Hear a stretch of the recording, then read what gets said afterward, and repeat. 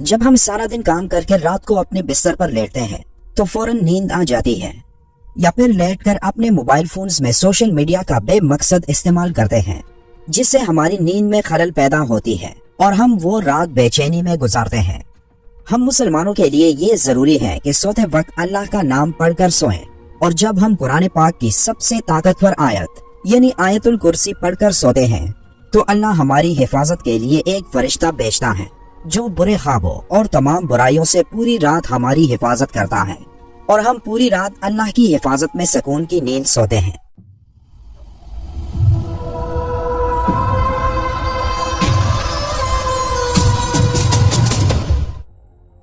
قرآن پاک کا ہر ایک لفظ ایک معجزہ اور تمام انسانیت کے لیے ہدایت کا راستہ ہے، لیکن قرآن میں کچھ آیات ایسی بھی ہیں جو اپنے اندر موجود خصوصیات کی وجہ سے ایک اہم مقام رکھتی ہیں، اور قرآن میں آیت الکرسی کو وہ مقام حاصل ہے جس میں اللہ کی حاکمیت اعلیٰ کا بہترین خلاصہ موجود ہے، اور جس کی بنا پر یہ آیت قرآن کی سب سے بڑی اور سب سے اہم آیت تسلیم کی جاتی ہے۔ حضرت علی رضی اللہ تعالیٰ عنہ نے فرمایا کہ قرآن کی سردار آیت آیت الکرسی ہے۔ جب ہم اس آیت میں موجود مقصد کو تلاش کرتے ہیں تو ہمیں معلوم ہوتا ہے کہ اللہ نے ہم پر کتنی نعمتیں نازل کی ہیں، تو ہمیں اللہ کے سامنے سجدہ کر کے اس کا شکر ادا کرنا چاہیے۔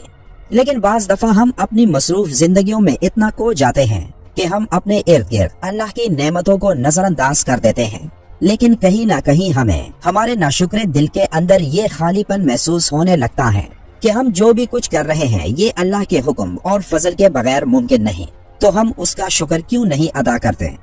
اگر کہیں یہ تمام نعمتیں اللہ ہم سے واپس لے لے تو تب ہمارا کیا حال ہوگا؟ یہ سوال جب کسی کے ذہن میں آتا ہے تو وہ اللہ کی ان تمام نعمتوں کا شکر گزار بن جاتا ہے۔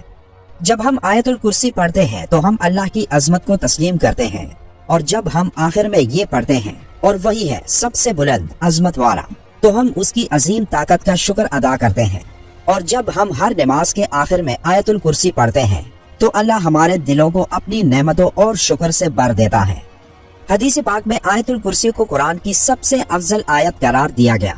بچپن سے لے کر اب تک دن میں کئی مرتبہ ہم اسے پڑھتے ہیں، گھر سے نکلتے وقت، گھر داخل ہوتے وقت، سفر میں، کسی بھی مشکل یا مصیبت میں، لیکن اکثر اوقات اس کے معنی سے ناواقف ہوتے ہیں۔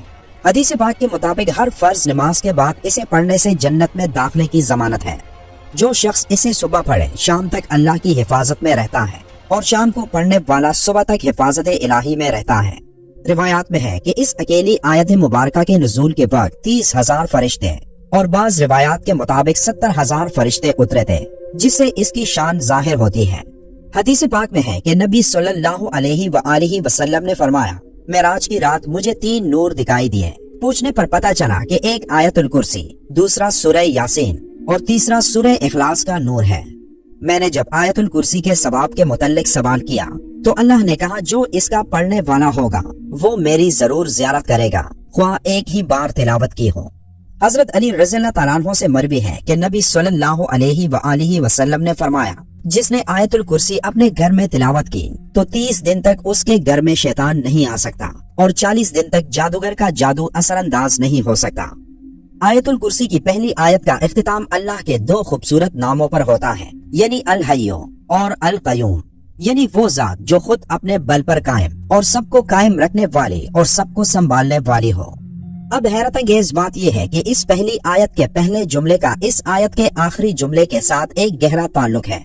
اس آیت کے آخری جملے میں پھر سے اللہ کے 2 نام آئے ہیں جو اس طرح ہیں، اور وہی ہے سب سے بلند عظمت والا۔ اس آیت کے دوسرے جملے میں اللہ فرماتا ہے، نہ اس کو اونگ آتی ہے اور نہ نیند۔ تمام مخلوقات وقت کے ساتھ سست پڑ جاتے ہیں، آرام مانگتے ہیں، نیند چاہتے ہیں، سوئے بغیر رہ نہیں سکتے، اور نیند موت کی ہی ایک صورت ہے۔ اس لیے اس آیت کے اس حصے میں ذکر ہے کہ وہ ذات پاک، زمان و مکان کا حاکم، طاقت کا سر چشمہ، ہر لحاظ سے مکمل اور چوکس، اپنی مخلوقات کے ہر ذرے سے باخبر ہے۔ اب اس آیت کے 8ویں جملے میں دیکھیں کہ اللہ کیا فرما رہا ہے، اور اسے زمین و آسمان کی حفاظت تک آتی نہیں ہے۔ اس آیت کا دوسرا جملہ اصل میں اس کے 8ویں جملے کے ساتھ کنیکٹڈ ہے، جس میں اللہ یہی فرماتا ہے کہ نیند اور آرام اس کی پیدا کردہ مخلوق کے لیے ہے، اور اللہ نہ سوتا ہے اور نہ اسے اونگ آتی ہے۔ اب تیسرے جملے میں ذکر ہے جو آسمانوں میں ہے اور جو کچھ زمینوں میں، سب کچھ اسی کا ہے۔ इस बात को समझने से पहले हमें दो नामों को समझना होगा। एक है मालिक और दूसरा है मलिक। मालिक का मतलब है ऑनर और मलिक बादशाह को कहते हैं। अब इन दोनों में बहुत ज्यादा फर्क है। मलकियत चीजों की होती है जबकि बादशाहत लोगों पर की जाती है। इस आयत में अल्लाह फरमाता है कि जो आसमानों में है और जो कुछ जमीन में है सब कुछ उसी का है, यानी वो हर चीज का जो उसने पैदा किया उसका मालिक है। अब इस आयत के 7वें जुमले में अल्लाह फरमाता है उसकी कुर्सी सब आसमानों और जमीन पर हावी है। जब अल्लाह अपनी कुर्सी की बात कर रहा है तो मतलब कि वो अपनी बादशाहत की बात कर रहा है, इसलिए अल्लाह मालिक भी है और मलिक भी। फिर चौथे जुमले में अल्लाह का इरशाद है कौन है जो उसके सामने उसकी इजाजत के बगैर किसी की सिफारिश कर सके। फिर छठे जुमले में फरमाता है और वो उसके इल्म में किसी भी शय का अहाता नहीं कर सकते मगर जितना वो चाहे। अब चौथा और छठा जुमला एक दूसरे के साथ मुंसलिक है, यानी पहला जुमला और जुमला नंबर 9, दूसरा और 8वां जुमला, तीसरा और 7वां जुमला, चौथा और छठा जुमला एक दूसरे से मुंसलिक हैं। तो बाकी कौन सा जुमला रह जाता है? तो वो है जुमला नंबर 5 जिसमें अल्लाह फरमाता है अल्लाह जानता है जो उनसे पहले हो चुका है और जो उनके बाद होने वाला है।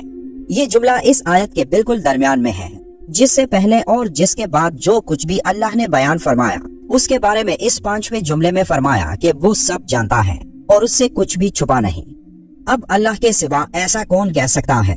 बेशक कुरान अल्लाह के अल्फाज है जिसकी एक एक आयत हमारे लिए हिदायत का रास्ता है। अल्लाह ताला हम सबको कुरान करीम समझकर पढ़ने वाला और इस पर अमल करने वाला बनाए, आमीन। वीडियो के आखिर में एक बार दुरूद शरीफ पढ़ना मत भूलिएगा। मिलते हैं एक और मालूमाती वीडियो में, तब तक के लिए अल्लाह हाफिज।